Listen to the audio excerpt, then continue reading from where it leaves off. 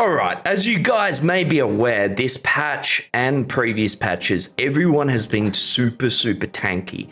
Now, Nightblade for me with 300 ping is kind of out of the question, so I've been trying to find another class build that can hit really hard, but also have a decent amount of survivability. And that's what we've put together today, and it is using a lot of easy sets that are easy to attain, and it is just really surprising how tanky we are with the amount of damage and burst potential we have with this setup.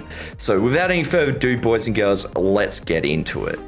Alright, let's have a look at the juicy stats on this build. Now we are running 25 into health, 39 into stamina. We have 16,000 magic, almost 41k health, 21.5k stamina, 1800 mag recovery, 1700 stam recovery, and then we are sitting at 6.6k weapon damage, fully buffed. We are just over 7,000, and then weapon critical, a healthy 54%, and 12,000 penetration. This is with a bollards, so that's where this penetration's coming from, and we also get minor and major breach in this build, so we're well over 20k penetration, 29k physical and spell resistance. This goes to 32 on our sword and board bar, and then obviously the base crit resistance. All right, let's have a look at the skills that we're running on this build. All right, let's start on our back bar. We got Bullnetch. This is going to give us a nice amount of stam. It works out to be about 400, I think. Stam recovery, equivalent to, should I say, and also our major spell and weapon damage buff, along with a purge every 5 seconds. A really good habit to get into is if you've got all your buffs up, you've got nothing else to do at any given time, then you should just sit here and spam this. It's just going to purge you over and over again. Then we've got our Polar Wind. Obviously, we've got a nice juicy health pool on this build. So this is going to give us a massive burst heal and a really solid hot as well. Then we've got Ice Fortress. This is our armor buff along with minor protection. So this is where a lot of our tankiness is going to come from. Then Leeching Vines. This is also a nice, decent little hot and giving minor lifesteal to your enemies as well. Then Lotus Blossom. A lot of people may be thinking this is the weird morph to run, but the heal difference isn't necessarily massive, and I just thought I'd run this, but happily run the other morph if you want the extra healing, but having a buff that lasts a minute, it's just nice. It helps our mag sustain, not that it's that expensive. Basically, it's just one less buff that we need to worry about constantly having up. So especially if you're a player that is pretty lazy or not that great at keeping their buffs up, this morph can be a better option. Then we got Spell Wall. This is pretty straightforward. It is a great defense and offense ult, because you could pop this against ranged people and half the time they're going to sit there and just cast it and damage themselves. Then on our front bar, we've got Bird of Prey. This recently got buffed and he's going to give us minor berserk, so increasing our damage by 5%. Also giving us immunity to stares and immobilizers now, and also our speed buff. Resolving Vigor. Now, you can swap this out for Rally if you would prefer a burst heal and also a increase to your stam recovery. Maybe you're in a group that has someone running Magma, but if you're not in a group and don't have someone running Magma, I would recommend running this because it's going to give you your minor armor buff. So it's an extra 3k resists, and we are all damage on this build, so having that extra resistance is really handy. Then we got Deep Fissure. This is just a kind of freaking stupid skill, to be honest. And this is going to give us our major and minor breach. I still can't believe that it does that. But basically giving us a whopping almost 10k penetration. As you're going to see later on, we've got a really solid amount of pen on this build. And it's just a great burst skill. Trying to line your burst up with that second hit, not the first hit. You can get some insane burst potential out of this build. D-Swing. I don't think I really need to say anything about this, but this is also our stun. So off balance stun, basically go on D swing, set off balance into a medium attack, and you stun your enemy. Executioner, what else is there to say? It's an execute, guys. Who would have guessed that a skill called Executioner would be an execute? And then we are running Northern Storm.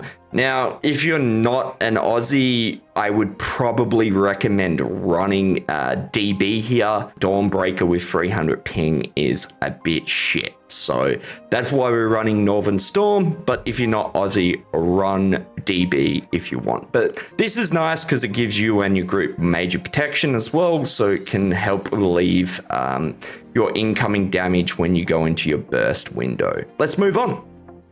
Alright, so with my CP, this is where I've tried to get a bit of tankiness out of this build because we are in all damage gear. So I'm running Focused Mending and Swift Renewal. This is just getting our healing just to an insane level.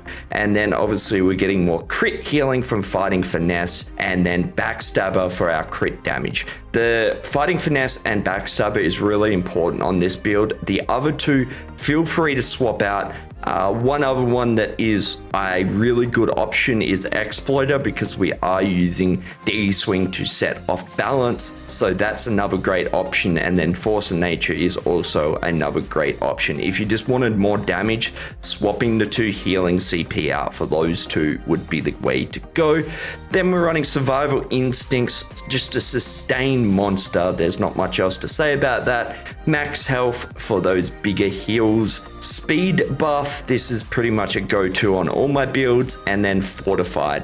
You could swap this out for recovery if you wanted to, so keep that in mind. All right, let's talk about what you guys have all been waiting for, and that is the gear. The first set up is a old set, but has been used for a long time for a good reason, and that is Bollards.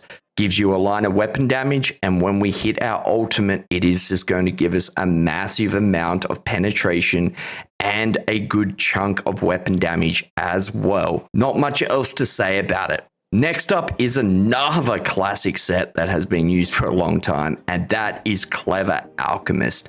This is giving us 2 lines of health, which is really, really good on Warden, and a line of weapon damage. When we drink a potion, it will give us 675 weapon damage for 20 seconds, which is an absolute eternity in PvP.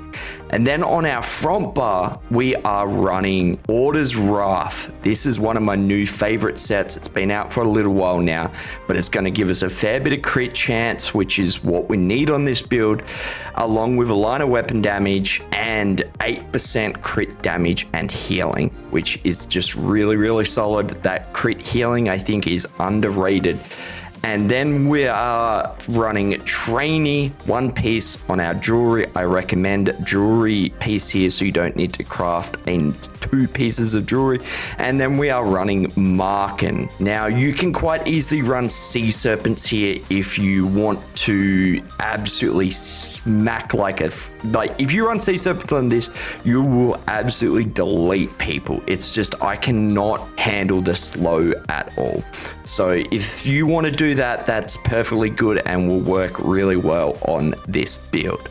All right, let's talk the finer details when it comes to the gear. We are running 4 medium, 3 heavy, chest, legs, and helm heavy reinforced. The rest of medium, and these are all well fitted. You can quite easily run Divines too here if you want a little bit of damage or you don't dodge roll a whole lot. That works really well as well. And then with our jewelry, we are running 2 infused and 1 swift. You could run 2 swift here as well if you want that extra speed.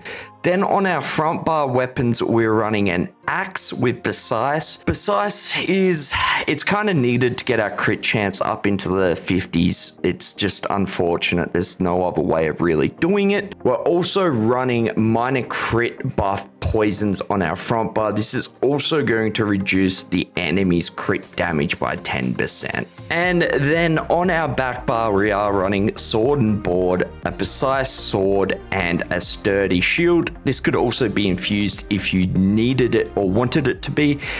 for that extra health and extra healing. We are running triglyphs on all our body pieces. I know it's expensive, but if you can at least get the free large pieces triglyphed, then that should be good enough. And then the jewelry enchants here, I recommend playing around with it. Try going all weapon damage, and then if you don't have sustain issues, then you're good. But if you do, swap one out for a recovery glyph and play, see how you go and work there. But at the moment, I'm running all weapon damage. And yeah, that's the gear, guys. All right, if you made it this far, a sub to the channel would be muchly appreciated. And if you have any questions or just want to see this build being played live, check me out on Twitch. I stream every second day. But this has been fun, boys and girls. I've had a lot of fun on this build, which is saying something considering the shit show PvP is in at the moment. And as always, I love you guys. I'll catch you in the next one. Peace.